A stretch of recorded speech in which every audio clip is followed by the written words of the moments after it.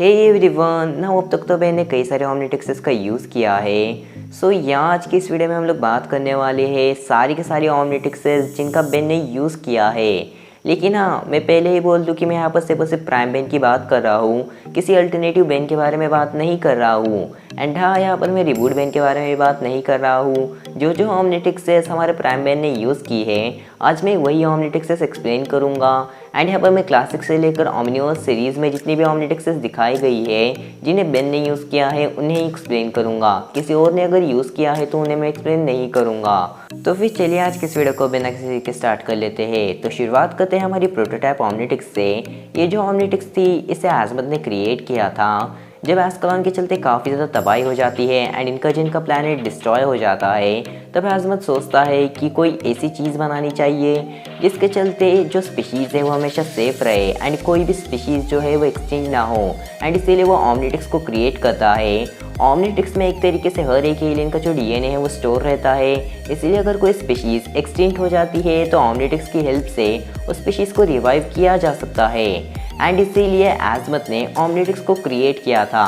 साथ ही साथ में आजमत ये भी देखना चाहता था कि आखिरकार बाकी सारे एलियंस अपनी लाइफ किस तरीके से जीते हैं, क्योंकि ऑमनीटिक्स की हेल्प से आजमत किसी भी एलियन में ट्रांसफॉर्म हो सकता था एंड उनकी लाइफ जीकर देख सकता था। एंड यहाँ पर आजमत का एक और मोटिव था एंड वो ये था कि आजमत जब एस्कलॉन को क्रिएट कर रहा था तब जेनिथ जो कि आजमत की गर्लफ्रेंड थी वो उसे छोड़कर चली गई थी। एंड आजमत चाहता था कि जेनिथ वापस आ जाए, इसीलिए भी वो ऑमनीटिक्स को क्रिएट करता है। लेकिन इस बात का पता विलगैक्स को चल जाता है एंड विलगैक्स आजमत के ऊपर हमला कर देता है। एंड आजमत किसी तरीके से ज़ाइलिन की हेल्प से ऑमनीटिक्स को अर्थ पर तो भेज देता है, लेकिन क्योंकि उस समय पैराडॉक्स एंड नोवाज बेन अपनी टांग बीच में अड़ा देते हैं, इसीलिए वो ऑमनीट्रिक्स मैक्स टेनिसन को मिलने के बजाय बेन टेनिसन को मिल जाती है, जिसके बाद बेन उस ऑमनीट्रिक्स का यूज़ करता है। प्रोटोटाइप ऑमनीट्रिक्स के अगर मैं कुछ फीचर्स के बारे में बात करूं तो प्रोटोटाइप ऑमनीट्रिक्स में एक्टिव मोड है, जिसमें यहाँ पर बेन किसी भी एलियन को सिलेक्ट कर सकता है। बेन यहाँ पर किसी भी एलियन की शैडो को देखकर उस एलियन को पहचान सकता है एंड उस एलियन को सिलेक्ट कर सकता है एंड उस एलियन में ट्रांसफॉर्म हो सकता है। लेकिन क्योंकि बेन ऑमनीट्रिक्स के ऊपर कुछ ज़्यादा ही तेज़ी से मारता था, इसीलिए ऑमनीट्रिक्स जो है वो बेन को कई बार रॉन्ग एलियन दे देती थी। तो यहाँ पर जो दूसरा मोड है वो है DNA scanning mode. DNA scanning mode की हेल्प से बेन किसी भी एलियन के डीएनए को स्कैन तो कर सकता था, लेकिन यहाँ पर शर्त ये है कि ऑमनीट्रिक्स को उस एलियन के डीएनए को टच करना चाहिए, तब जाकर ऑमनीट्रिक्स उस एलियन के डीएनए को स्कैन करेगा। एंड ऑमनीट्रिक्स ने ऐसे कई सारे एलियंस के डीएनए को स्कैन भी किया था।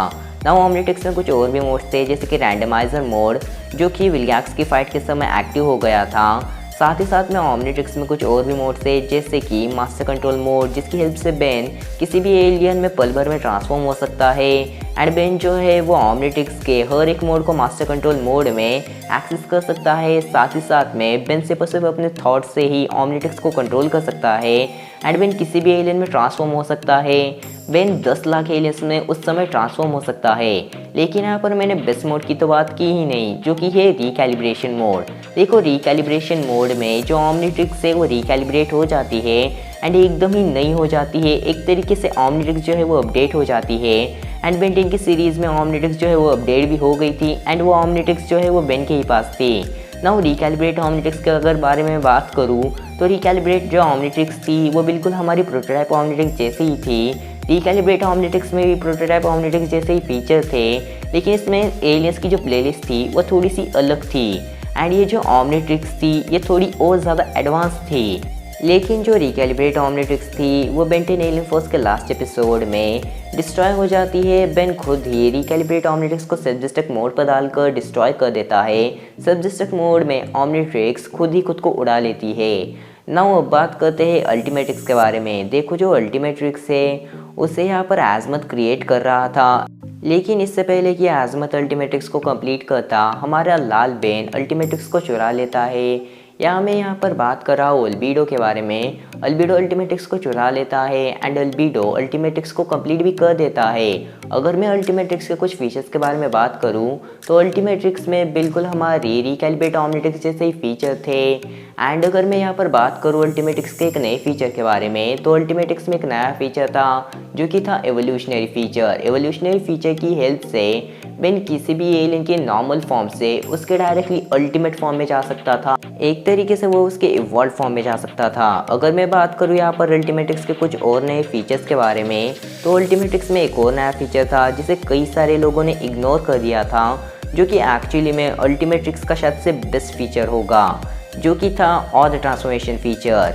देखो, इसे ऑर्डर ट्रांसफॉर्मेशन फीचर तो नहीं कहा जाता है, लेकिन ये काम ही ऐसे करता है। देखो, ओमनीट्रिक्स या फिर अल्टीमेट्रिक्स की हेल्प से यूज़र किसी भी एलियन में तो ट्रांसफॉर्म हो सकता है, लेकिन अल्टीमेट्रिक्स जो है वो थोड़ी सी अलग ही है। अल्टीमेट्रिक्स जो है वो किसी और को भी एलियन में ट्रांसफॉर्म कर सकती है। हालांकि वो बात अलग है कि जब वो किसी और को एलियन में ट्रांसफॉर्म करती है तब यूज़र एलियन में ट्रांसफॉर्म नहीं हो सकता है, एंड यूज़र जिस भी एलियन को वापस सिलेक्ट करता है वो खुद उसमें ट्रांसफॉर्म नहीं होता है, बल्कि किसी और को ही उस एलियन में ट्रांसफॉर्म कर देता है। अगर तुम्हें याद होगा तो इंस्पेक्टर 13 ने इस फीचर को अनलॉक कर लिया था। नाउ ये कोई ग्लिच नहीं था, बल्कि एक ओमनीट्रिक्स का फीचर था, एंड ये जो फीचर है ये काफ़ी ज़्यादा अच्छा फीचर था, लेकिन इसे सिर्फ और सिर्फ एक ही बार दिखाया गया है। नाउ इसके बाद बेन को मिली थी अल्टीमेट्रिक्स के बाद ओमनिवर्स ओमनीट्रिक्स। क्योंकि अल्टीमेट्रिक्स एक काफ़ी ज़्यादा हार्मफुल वेपन था, इसीलिए एज़बथ नहीं चाहता था कि बेन ज़्यादा देर तक अल्टीमेट्रिक्स को खुद के पास रखे। इसीलिए एज़मथ अल्टीमेट्रिक्स को डिस्ट्रॉय कर देता है एंड बेन को दे देता है एक नई ओमनीट्रिक्स, जिसे मैं कहता हूँ ओमनिवर्स ओमनीट्रिक्स। नाउ अगर मैं बात करूँ ओमनिवर्स ओमनीट्रिक्स के बारे में, तो जो ओमनिवर्स ओमनीट्रिक्स है उसका जो एक्टिव मोड है वो थोड़ा सा अलग है, क्योंकि ओमनिवर्स वाली जो ओमनीट्रिक्स थी उसका जो एक्टिव मोड है उसमें बेन कई सारे एलियंस को एक साथ ही देख सकता है, एंड बेन काफ़ी आराम से किसी भी एलियन को सिलेक्ट कर सकता है। ओमनिवर्स ओमनीट्रिक्स को एक्टिव करने के लिए बेन का फिंगरप्रिंट लगता है। बेन के बिना फिंगरप्रिंट के ओमनिवर्स ओमनीट्रिक्स जो है वो यहाँ पर एक्टिव नहीं हो सकती है। लेकिन ओमनिवर्स ओमनीट्रिक्स का जो एक्टिव मोड है वो इतना अच्छा होने के बाद भी ओमनिवर्स ओमनीट्रिक्स हमेशा बेन को most of the time wrong he alien देती थी। पता नहीं क्या दुश्मनी थी, लेकिन most of the time wrong he alien मिलते थे। ना इसके पीछे के भी कुछ रीजंस हो सकते हैं, लाइक ओमनिवर्स ओमनीट्रिक्स जो है वो शायद से बेन को सिचुएशन के अकॉर्डिंग एलियन देती थी। ना अगर मैं ओमनिवर्स ओमनीट्रिक्स के कुछ और फीचर के बारे में बात करूँ, तो इसमें जो डीएनए स्कैनिंग मोड था वो बिना यूज़र के ही खुद ब खुद ही एलियन के डीएनए को स्कैन कर लेता था। इसमें मास्टर कंट्रोल मोड भी है, लेकिन अब तक उसे दिखाया नहीं गया है, जो कि शायद से बेन को 18 साल की एज में मिलेगा। इसमें ही सही फीचर है जैसे कि रैंडमाइजर मोड एंड ओवरऑल वही सारे फीचर। नाउ अगर मैं बात करूँ बेन की नेक्स्ट ओमनीट्रिक्स के बारे में, तो अभी बस 2 ही ओमनीट्रिक्स बची है जो कि बेन को फ्यूचर में मिलती है, जो कि है ओमनीट्रिक्स 10,000 एंड बायो ओमनीट्रिक्स। हाँ, मैं यहाँ पर अल्टीमेट बेन 10,000 की अल्टीमेट्रिक्स को इंक्लूड नहीं करूँगा, क्योंकि वो एक अल्टरनेट बेन है, इसीलिए उसके बारे में किसी और वीडियो में बात करेंगे। तो अगर मैं यहाँ पर बात करूँ ओमनीट्रिक्स 10,000 के बारे में, तो ये जो ओमनीट्रिक्स थी इसे खुद एज़मथ ने ही क्रिएट किया था। ये ओमनीट्रिक्स भी बिल्कुल ओमनिवर्स वाली ओमनीट्रिक्स की तरह एक कंप्लीट वर्जन थी, लेकिन इसमें मास्टर कंट्रोल हमेशा ही एक्टिव रहता था, एंड इसमें 10,000 एलियंस जो है वो अनलॉक थे। इस ओमनीट्रिक्स के बारे में ज़्यादा कुछ बताया नहीं गया है, जितना भी बताया गया है मैंने तुम्हें बता दिया। एंड अगर मैं बात करूँ अभी यहाँ पर बायो ओमनीट्रिक्स के बारे में, तो जो बायो ओमनीट्रिक्स है वो एक ओमनीट्रिक्स जैसी तो है, लेकिन वो एक्चुअली में एक गॉन्टलेट है। बायो ओमनीट्रिक्स जो है वो एक नहीं बल्कि 2 ओमनीट्रिक्स को मिलाकर बनाई गई है। बायो ओमनीट्रिक्स की हेल्प से बेन फ्यूजन एलियंस में ट्रांसफॉर्म हो सकता है, एंड जैसा कि हम सभी लोग जानते हैं कि जो बायो ओमनीट्रिक्स है वो एक काफ़ी ज़्यादा सिक्योर्ड वेपन है, साथ ही साथ में वो काफ़ी ज़्यादा कूल भी है। बेन बायो ओमनीट्रिक्स को टेलीपैथिकली कंट्रोल कर सकता है, वॉइस कमांड मोड की हेल्प से कंट्रोल कर सकता है, एंड बेन बायो ओमनीट्रिक्स को नॉर्मली भी यूज़ कर सकता है। बायो ओमनीट्रिक्स जो है वो शायद से बेन 10,000 के one of the best weapon में से एक है, एंड इसे खुद बेन 10,000 ने ही क्रिएट किया है, एंड शायद से ये one of the best Omnitrix भी होगी। नाउ बस आज के लिए बस इतना ही। होपफुली तुम्हें वीडियो पसंद आ गई होगी। अगर वीडियो पसंद आए तो एक लाइक कर सकते हो, चैनल पर नहीं तो सब्सक्राइब कर सकते हो, और 50K करवा दो यार प्लीज़। तुम्हारे एक सब्सक्राइब से हम 50K के काफ़ी ज़्यादा क्लोज पहुँच जाएंगे। तो बस आज के लिए बस इतना ही, मिलते हैं नेक्स्ट वीडियो में। तब तक के लिए अपना ख्याल रखो एंड गुड बाय। मैं तुम्हें याद दिलाना चाहती हूँ कि डायमंड हेड उड़ नहीं सकता, तो प्लीज मदद करो।